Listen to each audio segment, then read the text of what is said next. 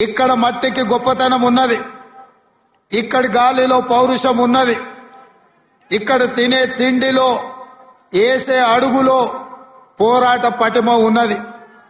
ఈ గడ్డ మీద మీ బిడ్డ కొమరం భీం జల్ జంగల్ జమీన్ అని చెప్పి ఆనాడు రాజ్యాలకు వ్యతిరేకంగా, అదే విధంగా రామ్జీ గోండు ఈ ప్రాంత గోండు బిడ్డ బ్రిటిషర్స్ కు వ్యతిరేకంగా, రజాకర్లకు వ్యతిరేకంగా కొమరం భీం ఆనాడు పౌరుషంతో పోరాడిను. ఈనాడు చరిత్ర పుటలలో పోరాటాల గురించి చర్చించాలి అంటే, పౌరుషం గురించి ప్రస్తావించాలి అంటే రామ్జీ గోండు కొమరం భీం గురించి ప్రస్తావించకుండా ఏ చరిత్ర మొదలు అవ్వదు అని చెప్పి నేను సగర్వంగా ఈ సందర్భంగా చెప్తున్న మిత్రులారా. అలాంటి పోరాట స్ఫూర్తిని తీసుకొని కేస్లాపూర్ గుడిలో దర్శనం చేసుకొని నాగోబా ఆశీర్వాదం తీసుకొని తప్పకుండా ఈ గడ్డ మీద ఇందిరమ్మ రాజ్యం తీసుకొచ్చి దళితులకు, గిరిజనులకు, ఆదివాసులకు, బలహీన వర్గాలకు, మైనారిటీలకు వాళ్ళు మెచ్చే ప్రభుత్వం, వాళ్లను ఆర్థికంగా సంక్షేమ రంగంలో అభివృద్ధి ప్రాధం వైపు నడిపించే ప్రభుత్వాన్ని ఏర్పాటు చేస్తామని చెప్పినాం. ఇవాళ ప్రభుత్వం ఏర్పడ్డది. ఆ ప్రభుత్వం ఏర్పడ్డది కాబట్టే మా ప్రభుత్వం మొట్టమొదటి అభివృద్ధి కార్యక్రమం ఆనాడు మాట ఇచ్చినాం. ఇదే ఇంద్రవెల్లి అమరవీరుల స్తూపం సాక్షిగా అభివృద్ధి కార్యక్రమాలను తీసుకొని ముందుకు వెళ్తాం. ఆదిలాబాదును దత్తత తీసుకుంటాం. తప్పకుండా ఈ ప్రాంతాన్ని, తప్పకుండా ఆదిలాబాదు ప్రాంతాన్ని, ఈ అడవ బిడ్డల ప్రాంతాన్ని, ఈ అమాయకుల ప్రాంతాన్ని, ఈ ఆదివాసీల ప్రాంతాన్ని అభివృద్ధి పదం వైపు నడిపించే బాధ్యత ఇందిరమ్మ రాజ్యం తీసుకుంటదని ఆనాడు ప్రతిజ్ఞ చేసినాం. ఈనాడు అభివృద్ధి కార్యక్రమాలలో భాగంగా గూడాలకు రోడ్లు, గూడాలకు తాగడానికి నీళ్లు, నాగోబా గుడి అభివృద్ధి కోసం, అదే విధంగా ట్రైకార్ నేతృత్వంలో ఈ విద్యార్థుల చదువుల కోసం ఈ ప్రాంతంలో మనము అభివృద్ధి కార్యక్రమాలను ప్రారంభించినాం. మిత్రులారా, ఆయల్ల నేను చెప్పిన ఇంద్రవెల్లి పర్యటన ఉందన్నప్పుడు కాంగ్రెస్ పార్టీ వాళ్ళే 1981లో ఈ ఆదివాసీ బిడ్డలను పొట్టన పెట్టుకున్నారు. ఏ ముఖం పెట్టుకొని కాంగ్రెస్ నాయకులు ఇంద్రవెల్లి దర్శించుకుంటారని కొంతమంది సన్నాసులు ప్రశ్నించారు. ఆనాడు నేను ఇదే గడ్డ మీద నుంచి క్షమాపణ చెప్పిన. ఉమ్మడి రాష్ట్రంలో సమైక్య పాలనలో సీమాంధ్ర పాలకులు తెలంగాణ బిడ్డలను, ఆదివాసీ బిడ్డలను, అడవి బిడ్డలను తుపాకీ తూటాలతో నేలకు వరుగుతుంటే, వాళ్ళ రక్తం చిందుతుంటే నిస్సహాయులమై సమైక్య పాలనలో చేతులు కట్టుకొని కూర్చున్నారు కొందరు. అది జరిగింది తప్పు. తప్పు జరిగినందుకు మన్నించండి. మా ఇందిరమ్మ రాజ్యంలో ఆదివాసీ బిడ్డలను ఆదుకుంటాం. తప్పకుండా కుటుంబాలను హక్కున చేర్చుకుంటాం. గుండెల్లో పెట్టి చూసుకుంటామని ఆ ఎల్ల మాటిచ్చినాం. ఇవాళ ఆనాడు అమరులైన కుటుంబాలకు ఇందిరమ్మ ఇండ్ల పట్టాలే కాదు, ఇండ్లు కట్టుకోవడానికి 5 లక్షల రూపాయల కుటుంబాలకు ఇచ్చి ఇవాళ నాడు అమరులైన కుటుంబాలను ఇవాళ ఆదుకునే కార్యక్రమం చేపట్టిన మిత్రులారా. చరిత్రలో జరిగిన తప్పిదాలను, సమైక్య రాష్ట్రంలో ఉమ్మడి పాలనలో జరిగిన దుష్టాంతాలను సరిదిద్దడానికి శ్రీమతి సోనియా గాంధీ గారు తెలంగాణ రాష్ట్రం ఇచ్చిండ్రు. ఆ ఇచ్చిన తెలంగాణ రాష్ట్రంలో ఈనాడు ఇందిరమ్మ ప్రభుత్వాన్ని మీరు తెచ్చుకున్నారు. నేను అడుగుతున్నా ఈరోజు ఈ వేదిక మీద నుంచి కల్వకుంట్ల చంద్రశేఖరరావును సూటిగా, 10 సంవత్సరాలు తెలంగాణ రాష్ట్రంలో నీ ప్రభుత్వం ఉన్నది కదా, ఏనాడైనా ఈ ఆదిలాబాద్ గురించి, అడవి బిడ్డల గురించి, ఈ ఆదివాసీల గురించి, ఆనాడు ఇంద్రవల్లిలో నేల కొరిగిన ఈ అడవి బిడ్డల గురించి ఒక్కరోజైనా ఆలోచన చేసినవా? ఈ కుటుంబాలను ఆదుకోవాలి, ఈ కుటుంబాల ఆత్మ గౌరవం నిలబెట్టాలి అని ఏ రోజైనా నీ మంత్రివర్గంలో చర్చించడమా అని నేను అడుగుతున్నా. ఇవాళ నువ్వు, నీ కుటుంబము, నీ కొడుకు, నీ బిడ్డ, నీ అల్లుడు, నీ సుట్టపల్ల కోసమే తెలంగాణ రాష్ట్రం వచ్చిందా? లేకపోతే ఈ ఆదివాసీ బిడ్డల కోసం, ఈ బలహీన వర్గాల కోసం తెలంగాణ రాష్ట్రం సోనియమ్మ ఇచ్చిందా అని చెప్పి నేను సూటిగా ప్రశ్నిస్తున్నా. ఇవాళ ఈ వేదిక మీద నుంచి సూటిగా టీఆర్ఎస్ నాయకులకు నేను చెప్పదలుచుకున్న, తెలంగాణ ప్రజలు 10 సంవత్సరాల మీ దుర్గమార్గమైన పాలనను, ఈ తెలంగాణ రాష్ట్రాన్ని చెరుకు తోటల్లో అడవి పందులు ఏ విధంగా అయితే విధ్వంసం చేస్తాయో, ఈ తెలంగాణ రాష్ట్రం మీద మీరు, మీ కుటుంబ సభ్యులు, మీ పార్టీలు పడి దోసుక తిని కొల్లగొట్టి విధ్వంసం చేసి ఈ తెలంగాణ రాష్ట్రాన్ని విధ్వంస రాష్ట్రంగా మాకు అప్పజెప్పినరు. 7 లక్షల కోట్ల రూపాయల అప్పులు తెచ్చిండ్రు.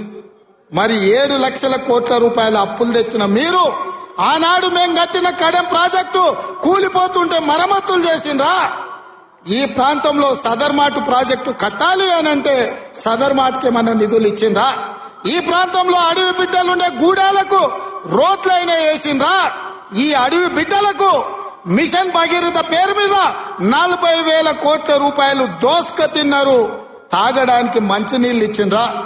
ఒకవేళ మీరు ఈ గూడాలకు మంచినీళ్ళు ఇచ్చుంటే ఇవాళ మా మిత్రుడు బట్టి విక్రమార్క గారు 60 కోట్ల రూపాయలతోని మళ్లీ గూడాలకు తాగడానికి నీళ్లకు నిధులు ఇవ్వాల్సిన పరిస్థితి ఎందుకు వచ్చిందని చెప్పి నేను ఆ సన్నాసిని నేను అడుగుతున్నా.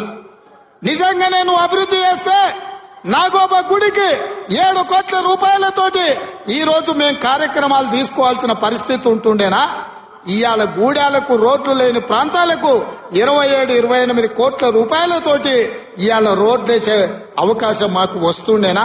ఇవాళ ట్రైకార్ ద్వారా చదువుకునే పిల్లలకు తరగతి గదులు లేకపోతే 10 కోట్ల రూపాయలతోటి ఇవాళ తరగతి గదులు ఆదివాసి బిడ్డలు చదువుకోవాలి, ఐఏఎస్లు ఐపీఎస్లు కావాలి, ఈ రాష్ట్రాన్ని దేశాన్ని ఏలాలి అని చెప్పి ఇవాళ 10 కోట్ల రూపాయలతోటి తరగతి గదులు మేము నిర్మించినాం తప్ప నిర్మించడానికి నిధులు ఇచ్చినాం.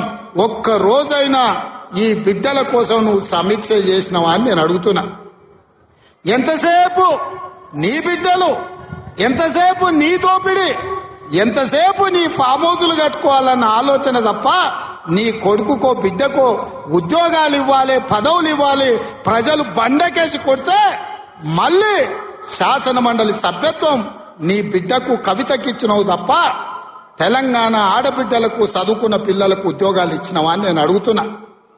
నువ్వు ఉద్యోగాలు ఇవ్వక 10 సంవత్సరాలు స్టాఫ్ నర్సులు నియమించక నువ్వు నిర్లక్ష్యం చేసిన కాబట్టే మొన్న మా దామోదర్ రాజ నరసింహ గారు వైద్య ఆరోగ్య శాఖ ద్వారా ఎల్బీ స్టేడియంలో 7,000 మంది ఆడబిడ్డలకు స్టాఫ్ నర్సు ఉద్యోగాలు మేమొచ్చి ఉద్యోగాలు ఇచ్చినాం. నీ బిడ్డను నిజామాబాద్ ఎంపీల బండకేసి కొడితే తండ్రిగా నీకు దుఃఖం పొంగుకొచ్చింది. నీ బిడ్డకెంబడే శాసన మండలిలో మళ్ళీ పదవి ఇచ్చినవు గాని గా ఆడబిడ్డలకు స్టాఫ్ నర్సు ఉద్యోగాలు ఇచ్చినవా? గది నీ నీతి, నీ జాతి. మరి మేము 7,000 ఉద్యోగాలు స్టాఫ్ నర్సులు ఇచ్చినాం. ఇవాళ నీ అల్లుని నీ కొడుకుని మంత్రిని చేసుకున్నాం. కానిస్టేబుల్ ఉద్యోగాలు 15,000 ఉద్యోగాలు భర్తీ చేయక ఆకాశంలో వేలాడుతున్నట్టు త్రిశంకు స్వర్గంలో నిరుద్యోగ యువకులు ఉంటే కోర్టులో కేసు ఉంటే నువ్వేమైనా పరిష్కరించినావా అని నేను అడుగుతున్నా. అందుకే మేము వచ్చిన ఎంబడే హోంశాఖ నా దగ్గరనే ఉంది. డీజీపీని ఇతర అధికారులను పిలిచి సమీక్షించి వేలాది మంది నిరుద్యోగ యువకులు ఈ రోజు నిరుద్యోగులుగా అమీర్పేటలో లేకపోతే అశోక్ నగర్ చౌరస్తాల్లో, దిల్సు నగర్ చౌరస్తాల్లో ఇంటికెళ్లి తల్లిదండ్రులకు మొహం చూయించుకోలేక నిస్సారంగా జీవితం గడుపుతున్నారు. వాళ్లకు ఉద్యోగాలు ఇవ్వాలని కోర్టుల్లో ఉన్న కేసులను ఇవాళ త్వరితగతిన పరిష్కరించాలని ప్రయత్నం చేసినాం. నువ్వు ఎంత అడ్డం పడ్డా, నువ్వు ఎంత గగ్గోలు పెట్టినా, బిల్లా రంగాలు మమ్మల్ని ఎన్ని శాపనార్థాలు పెట్టినా 15 రోజుల్లో 15,000 కానిస్టేబుల్ పోస్టులు భర్తీ చేసే బాధ్యత, 15 రోజుల్లో 15,000 కానిస్టేబుల్ పోస్టులు భర్తీ చేసే బాధ్యత మా మంత్రివర్గం తీసుకుంటుంది. మాది బాధ్యత అని చెప్పి నేను ఈ వేదిక మీద నుంచి మాట ఇస్తున్న మిత్రులారా, ఈరోజు తెలంగాణ సమాజం ఆలోచన చెయ్యండి. ఈ తెలంగాణ రాష్ట్రం ఎవరి చేతిలో భద్రంగా ఉంటుంది? ఈ తెలంగాణ రాష్ట్రం త్యాగాల పునాదుల మీద ఏర్పడ్డ ఈ రాష్ట్రం ఎవరు భద్రంగా కాపలా కాస్తారు, ఎవరు భద్రంగా ఈ రాష్ట్రాన్ని అభివృద్ధి పదం వైపు నడిపిస్తారో మీరు ఆలోచన చెయ్యండి. మేము వచ్చే 60 రోజులు కానే లేదు, 2 నెలలు ఇంకా పూర్తి కాలే. 7 తారీఖు వస్తే 2 నెలలు, 7 తారీఖు ఇంకా 5 రోజులు తక్కువనే ఉంది. అప్పుడే 6 గ్యారెంటీలు అమలు చేయలేదంటాడు సన్నాసుడు. ఆయనతోని శాత కాదు ఎట్లా చేయడంటాడు. పిల్లి శాపనార్థాలకు ఉట్టి తెగిపడుతుందా? ఇలా పొంకనాలు కాకపోతే 10 ఏళ్లలో మీరు ఏనాడైనా పేదవాళ్ళ ఇంటికి 200 యూనిట్లు ఉచిత కరెంట్ ఇవ్వాలన్న ఆలోచన చేసినవా? పేదవాడు ఆత్మగౌరవంతో బ్రతకాలి అంటే ఇందిరమ్మ ఇండ్లు ఇవ్వాలన్న ఆలోచన ఏనాడైనా చేసినవా? ఆరోగ్యశ్రీ పథకాన్ని నిర్వీర్యం చేసినావు. 10 లక్షల రూపాయలు వాళ్ళకి ఇన్సూరెన్స్ ఇవ్వాలన్న ఆలోచన ఏనాడైనా చేసినవా? ఇవాళ అందుకే ఆడబిడ్డల్ని ఆదుకోవడానికి 500 రూపాయలకు సిలిండర్ ఇచ్చి ఆడబిడ్డల్ని ఆదుకోవాలి, కట్టెలపై కష్టాల నుంచి వాళ్ళని కాపాడాలి అని తొందరలోనే మా ఆడబిడ్డల కోసం 500 రూపాయలకి ఇంటింటికి సిలిండర్ ఇచ్చే బాధ్యత మా మంత్రివర్గం తీసుకున్నది. 1,00,000 మంది ఆడబిడ్డలతోనే ప్రియాంక గాంధీ గారిని రప్పించి 1,00,000 మంది ఆడబిడ్డల సమక్షంలో సిలిండర్ 500 రూపాయల కార్యక్రమాన్ని తొందరలోనే మీ ప్రభుత్వం మన ప్రభుత్వం తీసుకోబోతుంది అని చెప్పి మా మిత్రులందరికీ నేను చెప్పదలుచుకున్నా. అదేవిధంగా మిత్రులారా, ఇంటికి ఉచిత కరెంటు 200 యూనిట్ల వరకు ఇస్తామని ఆనాడు చెప్పినాం. పోయిన సంవత్సరం ఎవరెవరు ఎంతెంత వాళ్ళ ఇంటికి కరెంటు వాడినరో ఆ లెక్కలు కట్టి ప్రతి ఇంటికి తెల్ల రేషన్ కార్డు ఉన్న వాళ్లకు 200 యూనిట్ల వరకు తొందరలోనే ఉచిత కరెంటు మీ ఇంటికి ఇచ్చే బాధ్యత, మీ కుటుంబాలను ఆదుకునే బాధ్యత మన ప్రభుత్వం తీసుకుంటుంది, పేదల ప్రభుత్వం తీసుకుంటుంది. ఆ ఎల్లా ప్రగతి భవన్ అనే పేరు మీద పెద్ద గడిని నిర్మించుకొని కష్టాలు చెప్పాలి అని గద్దరన్న పోతే ఎర్రటెండకు మిట్ట మధ్యాహ్నం 3 గంటలు నీ గేటు దగ్గర నించోబెట్టినావు కదా కేసీఆర్. ఈ పాపం ఊరికెపోతుందా అని నేను అడుగుతున్నా. అందుకే కదా పార్టీని మొన్న జరిగిన ఎన్నికలలో బొక్కలు ఇరగొట్టి బోర్ల బొక్కలేసి గుణపాఠం చెప్పిండ్రు. గద్దరన్న ఉసురు తలిగింది కాబట్టి మీ బొక్కలు ఇరిగిన బిడ్డ, గది గుర్తుపెట్టుకోండి అని నేను చెప్పదలుచుకున్నా. అందుకే మిత్రులారా, ఇవాళ ఈ ప్రభుత్వం మీది మనది, ఈ ప్రభుత్వం పేదోళ్ళది. ఈ పేదోళ్ళ ప్రభుత్వంలో ఆదిలాబాదును దత్తత తీసుకుంటాం. తప్పకుండా తుమ్మిడిఎట్టి దగ్గర ఉత్తమ్ కుమార్ రెడ్డి గారి అనుమతితోని సాగునీటి ప్రాజెక్టును కడతాం, కుప్టి ప్రాజెక్టును కడతాం, సబర్మతి ప్రాజెక్టును కడతాం, కడెం ప్రాజెక్టును రిపేర్ చేస్తాం. ఈ ప్రాంతాన్ని సాగునీటి రంగంలో పైనుంచి వస్తుంటే మా కొండ సురేఖక్క చూపిస్తుంది, కింద క్రేన్ పెట్టి బాయి తవ్వుకుంటూరు నీళ్ల కోసం, సాగు నీటి కోసం. మరి ఆ సన్నాసోడు 1 కోటి ఎకరాలకు నీళ్లు ఇచ్చిన అన్నాడు, ఏడిచ్చిండా? వచ్చినా ఇవాళ హెలికాప్టర్ల పైనుంచి వస్తే ఎడారిని చూసినట్టుంది, ఎండిపోయిన పొలాలు కనిపిస్తున్నాయి. నీళ్ల కోసం బావులు తవ్వుకుంటూరు. ఇవాళ బావి తవ్వే క్రేను అది చూపించి సురేఖక్క అన్న ఇంకా బాయిల వ్యవసాయమే ఉంది, ఇక్కడ నీళ్లు రాలేదని. ఇవాళ వస్తావా కేసీఆర్, నీకు మళ్ళోసారి చూపిస్తా ఈ ప్రాంతాన్ని. ఏనాడా నువ్వు వచ్చినవో రాలేదో నాకు తెలియదు, ఎన్నికలప్పుడు ఓట్లాడుకోనికి వచ్చి ఉంటావు, కానీ ఈ ప్రాంతాన్ని చూడడానికి ఎప్పుడన్నా వచ్చినవా? రా, ప్రభుత్వం హెలికాప్టర్ పెడుతుంది, మేము వస్తాం, నీకు చూపిస్తాం. 1 కోటి ఎకరాలకు నీళ్లు ఇస్తా అనే పేరు మీద లక్షల కోట్ల రూపాయల దోపిడీకి పాల్పడ్డావు తప్ప ఈ ఆదిలాబాద్ కు నీళ్లు ఇవ్వలేదు. అందుకే ఈ ప్రాంతాన్ని సస్యశ్యామలం చేయడానికి సాగునీటి ప్రాజెక్టులను కట్టే బాధ్యత మా పార్టీ తీసుకుంటుంది, మా ప్రభుత్వం తీసుకుంటుంది.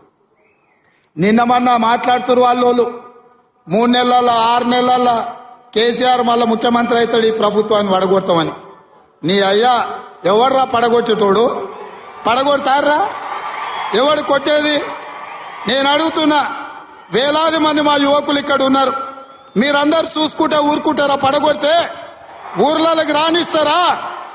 ఊర్లలో ఎవడన్నా ప్రభుత్వాన్ని పడగొట్టాలన్న ఆలోచన చేస్తే మీ ఊర్లో ఆపోజిట్కు కోదండం వేసి కొట్టండి, లాగుల తొండలు ఈడవండి.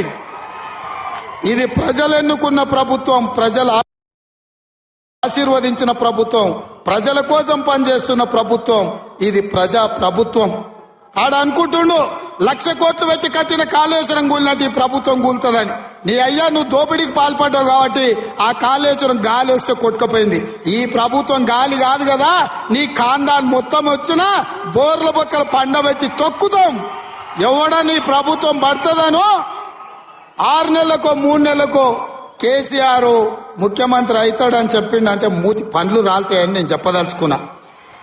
గా మన చూసిన నిత్యానంద స్వామి అని ఒక ఆయన ఉన్నాడు, తెలుసు కదా మీకు అందరికీ. ఆయన ఇక్కడక్కడైతే లాభం లేదని పోయి ఎన్నో దీవి కొనుక్కొని దానికి రాజు అని ప్రకటించుకున్నాడు. ఇక కేసీఆర్ సంపాదించిన అక్రమ సంపాదన ఉంటే పోయి ఏమన్నా అడవిలో పోయి ఎక్కడన్నా పోయి దీవులలో పోయి దీవి కొనుక్కొని దానికి రాజు అని ప్రకటించుకోవాల్సిందే, లేకపోతే ఆయన ఫామ్ హౌస్కి ఆయన ముఖ్యమంత్రి కావాల్సిందే తప్ప ఈ తెలంగాణ రాష్ట్రానికి మళ్ళీ జన్మలో ముఖ్యమంత్రి కాదు కదా, మంత్రి పదవి కూడా కేసీఆర్కు రాదని నేను చెప్పదలుచుకున్నా. నువ్వు చేసిన పాపాలకు నువ్వు పాపాల భైరవుడివి. ఈ నిరుద్యోగ యువకులను, ఉద్యమకారులను, అమరవీరుల కుటుంబాలను, రైతులను, దళితులను, గిరిజనులను, మైనారిటీలను, మహిళలను నిలువు దోపిడీ చేసి నిలువున ముంచిన నువ్వు, నీకు సిగ్గన్న ఉందా మళ్ళీ పదవి కావాలని అడగడానికి?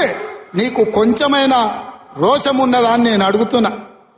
ఆయన మాట్లాడుతున్నాడు 6 నుంచి 8 పార్లమెంట్లు వస్తాయి. ఏంటికొస్తే మళ్ళీ 6, 8 ఇస్తే మోడీకి అమ్ముకుందామనా? మొదటిసారి 12 ఇస్తే మోడీకి అమ్మినావు, రెండోసారి 9 ఇస్తే తీసుకుపోయి మోడీకి అమ్మినావు. మారు బేరగాలి కాక ఈడ ఎంపీలు కొనాలి, ఈడ ఎంపీలు గెలవాలి, ఢిల్లీకి వెళ్ళి మోడీకి అమ్ముకోవాలి. దీనికోసమేనా నీకేసేది? నేను ఇవాళ సూటిగా కేసీఆర్ని అడుగుతున్నా. ఈ దేశంలో ఉన్నాయి 2, ఒకటి ఎన్డీఏ కూటమి, రెండోది ఇండియా కూటమి. ఎన్డీఏ కూటమికి మోడీ ఉన్నాడు, ఇండియా కూటమికి మేమున్నాం. మా దాంట్లోకి రానీయము, మా నీడ కూడా తాకనీయం. ఆ ఇంటి మీద పిట్ట ఈ ఇంటి మీద కాల్స్తే కాల్చి అవతలేస్తాం. నువ్వు ఎట్లకెళ్ళి అవుతావా? మరి నేను అడుగుతున్నా, ఎట్లకెళ్ళి అవుతావు? 1, 2 ఏదైనా గెలిస్తే ఢిల్లీలో తాకట్టు పెట్టి మోడీ దగ్గర గులాంగిరి చేయిస్తాడు ఆయన. అందుకే మిత్రులారా ఆలోచన చేయండి. ఇవాళ ఈ రాష్ట్రంలో, ఈ దేశంలో పేద ప్రజల ప్రభుత్వం ఏర్పడాలి అంటే 10 ఏళ్ళు ప్రధానమంత్రిగా ఉన్న నరేంద్ర మోడీ ప్రతి పేదవాడి ఖాతాలో 15 లక్షల రూపాయలు వేస్తా అన్నాడు. ప్రతి పేదవాడికి ఇల్లు కట్టిస్తా అన్నాడు.